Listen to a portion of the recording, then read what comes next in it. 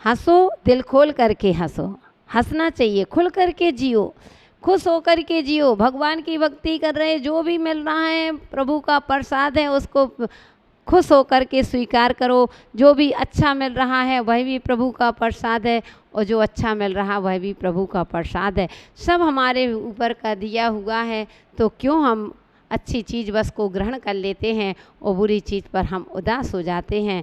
इसलिए ऐसा नहीं, तो प्रमुदित खुश होकर के वह मेढक भगवान की आराधना करने जा रहा था, तो उसका जीवन सार्थक हो गया। ऐसे ही भव्य आत्माओं, जब हम भगवान की भक्ति खुश होकर के करते हैं, भगवान की स्तुति प्रसन्न मन से करते हैं, अगर प्रातः काल की वेला में जितने आप सबसे पहले कहते हैं मुस्काओ, एक बार मुस्कुरा करके उठो, उदास होकर के कभी मत उठना। ये वास्तु काल कहता है कि सबसे पहले जब उठते हो तो चेहरे पर स्माइल होना चाहिए, चेहरे पर खुशी होना चाहिए। आप रात की बातों को जो शोक बोझ लेकर के सोए थे उनको छोड़िए, और नया दिन आपका शुरू हो चुका है, नया दिन आप शुरू करने जा रहे हो। अगर आपका वही चेहरा उदासी से आपकी शुरुआत हुई तो ध्यान रखना, आपको पूरा दिन उदासी में ही जाएगा। आपके पूरा दिन आपके जीवन में खुशी नहीं आ सकती है। आप इसलिए बिंदास मुस्कुराओ, क्या गम है।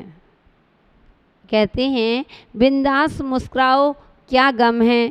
विपत्ति तुम्हारी खुशी को देख करके वापस ही लौट जाए कि नहीं, यह तो इतना खुश है, मुझे नहीं। क्योंकि विपत्ति कब आती हैं? जब आप उदास होते हो, जब आप परेशान में रहते हो, तो और परेशानियों में परेशानियां आती हैं। वह परेशानी तुम्हारी खुशी को देख करके बाहर के बाहर लौट जाए कि नहीं, मुझे इसके पास नहीं आना, यह व्यक्ति तो हमेशा ही खुश रहता है। जो खुश नहीं रहता उसके पास मैं जाना चाहता हूँ। वह परेशानी कहती है मैं उसके पास जाऊँगी जिसके पास हंसी नहीं है। इसलिए बंधुओं, हमेशा खुश रहो कि तुम्हें परेशानी का नामो निशान ना हो, तुम्हारे पास कभी भी परेशानी ना आए। इसलिए उन परेशानियों को बचने के लिए हमको बिंदास मुस्कुराना है, हंसना है। ऐसा भी नहीं कि खूब हंसते रहो, यानी खुश रहो। एक तेज हंसना, ज़ोर ज़ोर से हंस रहे हो, ज़्यादा हंस रहे हो, बात बात पर हंस रहे हो, दूसरों के ऊपर हंस रहे हो, तो कहते हैं एक कसाय में आती है। ये क्या है? ये हमारी कसाय में आया करती है। नो कसाय में एक हास, रति, अरति, शोक, भय, जुगुप्सा, स्त्री हो पुरुष में नपुंसक, इतने क्या आते हैं? हास्य। हास्य भी कहते हैं कसाय में आती है। हमें कसाय नहीं करना है, हमें कसायों में नहीं जीना है। हमको जीना है तो अपने स्वभाव में जीना है। एक खुश रहना एक अलग चीज़ होती है, प्रमुदित रहना एक अलग चीज़ होती है, और एक खूब तेज से हंस रहे हैं, दूसरों के ऊपर हंस रहे हैं, दूसरों की हंसी उड़ा करके, दूसरों को नीचा गिरा करके हम खुश हो रहे हैं, तो बंधुओं ये हमारी कसाय का कारण बनती है। हमें कसाय नहीं, हमें उत्साह होकर के और खूब खुश होकर के भगवान की आराधना यहाँ पर चल रही है। तो मैं यह कहना चाह रही थी, हम अपना मंगल चाहते हैं। मंगल तभी होगा जब पहले तुम प्रसन्न होगे। जब तक तुम्हारे चेहरे पर उदासी है, जब तक तुम्हारा मंगल हो ही नहीं सकता है। इसलिए बंधु, शांत होना एक अलग चीज़ है और एक उदास होना एक अलग चीज़ है। तो आज से हमें कैसे रहना है? खुश रहना है।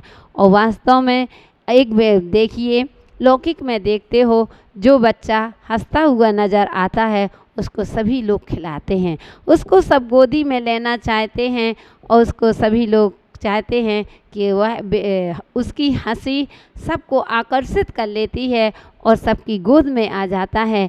ऐसे ही बंधु, जब हम खुश रहेंगे, दिल खोल करके अपने हंसते हैं, हम भगवान की आराधना खुश होकर के करते हैं, तो हमारे जीवन में बहुत परिवर्तन आता है, हमारा जीवन बहुत अच्छा हो जाता है। जो हम चाहते हैं वही हमारे जीवन में हमको उपलब्धि होती है।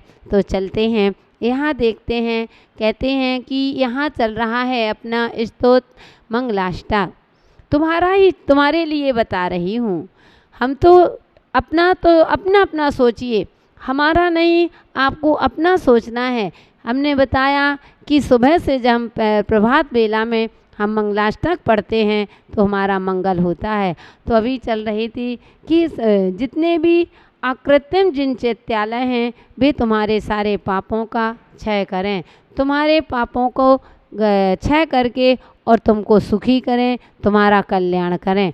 ऐसे ही बंधुओं, अब चलते हैं, क्या कह रहे हैं, उन निर्माण भूमियों पर हम चल रहे हैं कि जिन निर्माण भूमियों पे भगवान के कल्याणक हुए हैं, उन भूमियों को आज देख रहे हैं।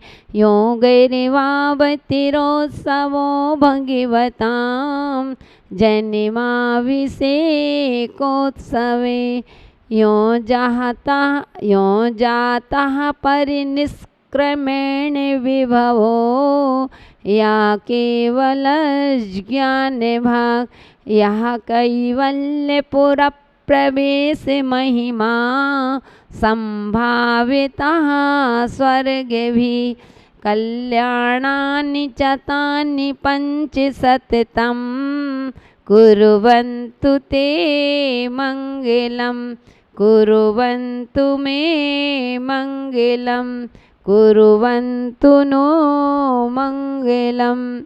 यहाँ कह रही हैं, आ गया, या भगवताम, यानी जो भगवानों की, क्या भगवानों के, कहते गर्भावत रोषवा, गर्भ कल्याणक उत्सव।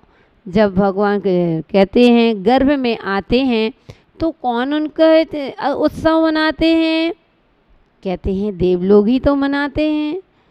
कहते हैं कुबेर 6 महीने पहले जब भगवान माता के गर्भ में आते हैं तो गर्भ के आने के 6 महीने पहले उत्सव शुरू हो जाता है, रत्नों की वृष्टि शुरू हो जाती। इतना उत्सव कि रत्नों की वृष्टि कर रहे हैं, रत्न लुटा रहे हैं, अभी आए भी नहीं हैं और पहले से ही वह खुशियाँ मनाने लगे। ऐसी खुशियाँ नहीं कि बैठे हाँ खुश हो गए, नहीं, रत्नों की वृष्टि चल रही है 6 महीने पहले से।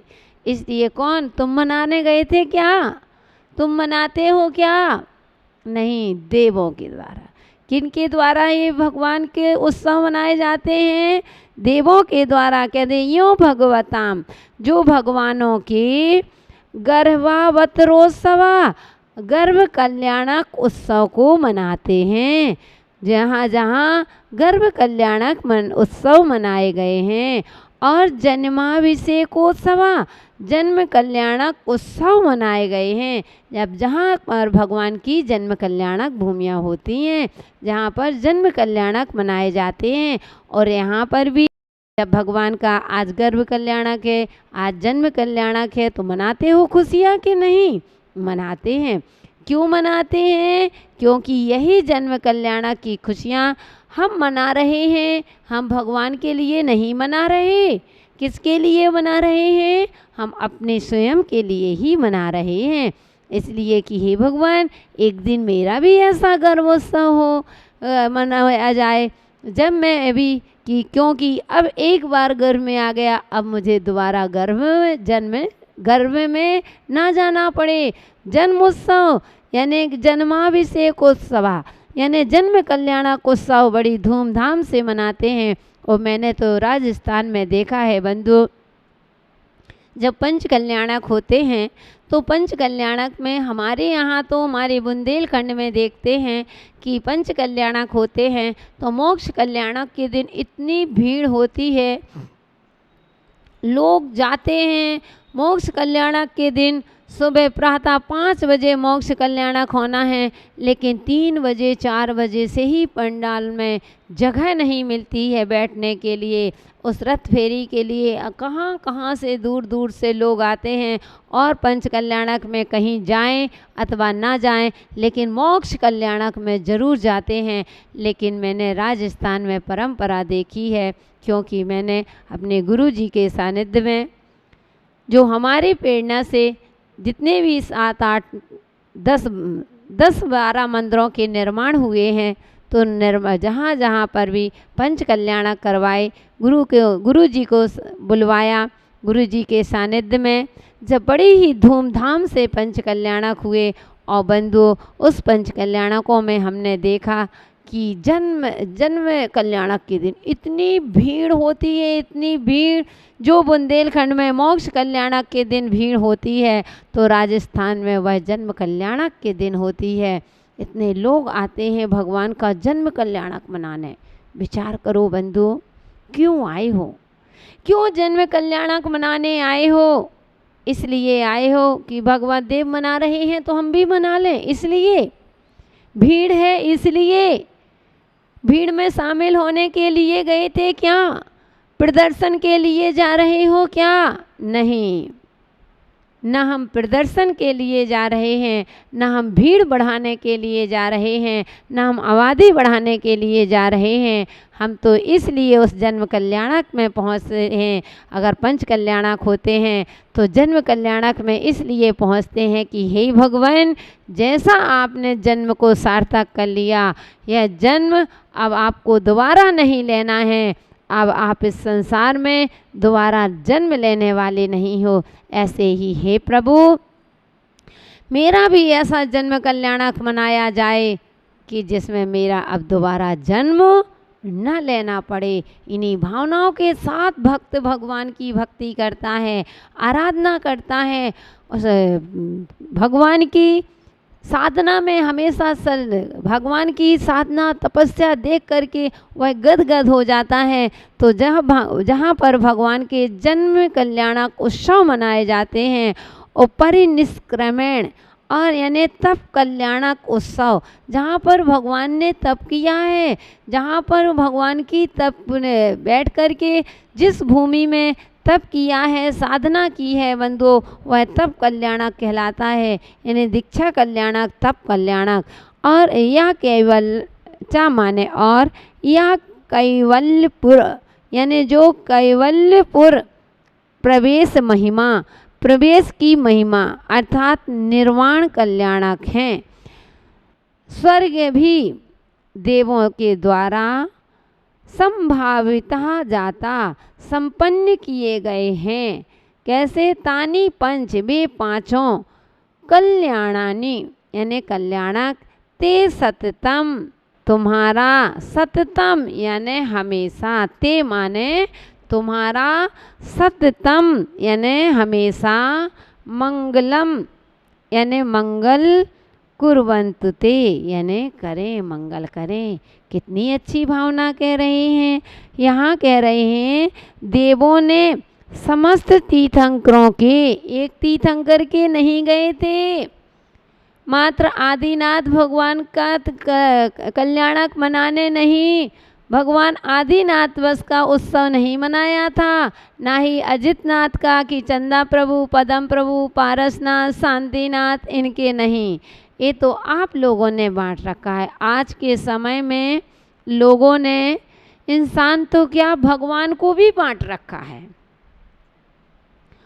कि तुम्हारे चंदवे कहते हैं हमारे शांतिनाथ हैं, वो कहते हैं हमारे पारसनाथ हैं, वो कहते हैं कि हमारे पदम प्रभु हैं, वे कहते हैं हम मुनशोभितनाथ को मानते हैं, वे कहते हैं हम आदिनाथ को मानते हैं। वह कह रहा है कि हम तो महावीर को मानते हैं, हम और किसी को नहीं मानते। बंधुओं, आज के भक्तों ने कहते हैं कि भगवान को भी बांट डाला, तो तुम्हारी बांटने की क्या, तुम्हारी क्या औकात, तुम्हारी क्या बात है, तुम किस खेत की मूली हो। इसलिए बंधुओं, मानव है, इसलिए जो मानव में भेदभाव हुए हैं, देवों में इतना भेदभाव नहीं है। वे सभी के कहते हैं यो भगवता, यानी देवों ने समस्त तीर्थंकरों के जो गर्भ कल्याणक, जन्म कल्याणक और दीक्षा कल्याणक, गर्भ, जन्म, दीक्षा और केवल ज्ञान और निर्वाण, ये 5 कल्याणकों के महोत्सव किए हैं।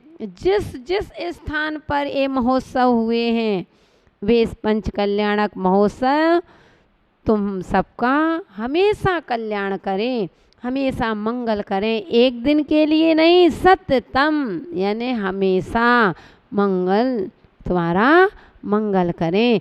यानी जहाँ पर जिस जिस स्थान में 24 तीर्थंकर हुए, अब सोचो 24 तीर्थंकरों के, एक तीर्थंकरों के 5-5 कल्याणक हो गई ना, गर्भ कल्याणक, जन्म कल्याणक, तप कल्याणक, ज्ञान कल्याणक और मोक्ष कल्याणक।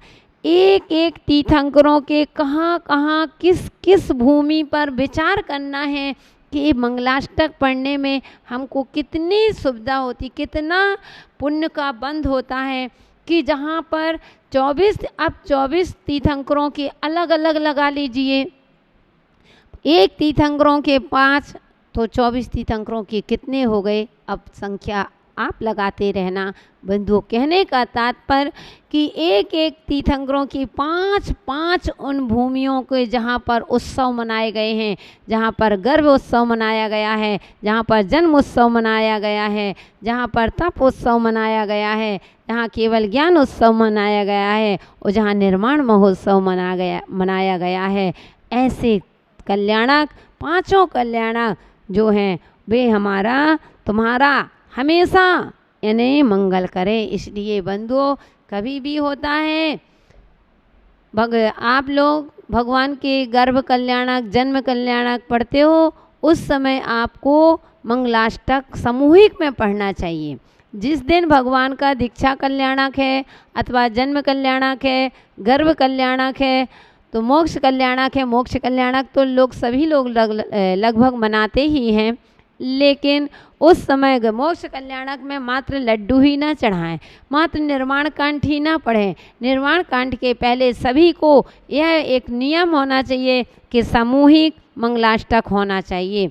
उस समय जब भगवान की जो दीक्षा कल्याणक है, जन्म कल्याण, जो जितने भी कल्याणक होते हैं, उन कल्याणकों में अगर नहीं है तो अकेले पढ़ो, लेकिन मैं कहती हूँ अगर सामूहिक मंदिर में पढ़ते हैं, जब अभिषेक करते हैं, अभिषेक के बाद अर्घ्य चढ़ाते हैं, तो सबसे पहले मंगलाष्टक, भले ही आपने पढ़ लिया हो, आपने कह दिया कि माता जी हमने तो आकर के सबसे पहले मंगलाष्टक ही पढ़ते हैं और मंगलाष्टक पढ़ के फिर अपने अभिषेक की क्रिया प्रारंभ करते हैं, तो हम तो मंगलाष्टक पढ़ चुके, आप पढ़ लिया, लेकिन सामूहिक में जितने लोग अर्घ्य चढ़ा रहे हैं, इन सभी ने अभी मंगलाष्टक नहीं किया है। तो नियम होता है कि सामूहिक में मनाना चाहिए।